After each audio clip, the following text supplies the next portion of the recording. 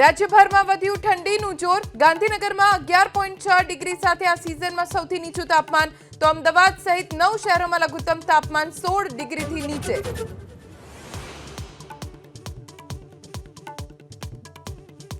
રાજકોટમાં રાષ્ટ્રીય કક્ષાની તરણ સ્પર્ધામાં મોટી બેદરકારી। 3 સ્ટાર હોટેલના બદલે ખેલાડીઓને આવાસમાં ઉતારો, ભોજન અને પાણી સહિતની સુવિધાના અભાવનો આરોપ।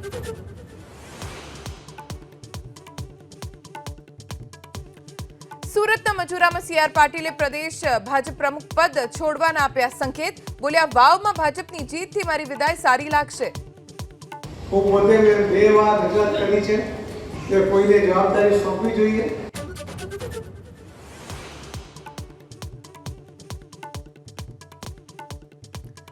यूपीના સંભલમાં શાહી જામા મસ્જિદના સર્વેનો વિરોધ।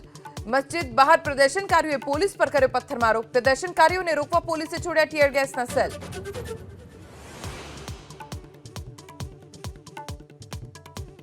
મહારાષ્ટ્રમાં હારથી સ્તબ્ધ એમવીએ। ઉદ્ધવ બોલ્યા, પરિણામો અણધાર્યા છે, તો કોંગ્રેસે કહ્યું વિધાનસભામાં જીત, લોકસભામાં હાર, મતલબ જનતા નથી કરતી મોદીને પસંદ।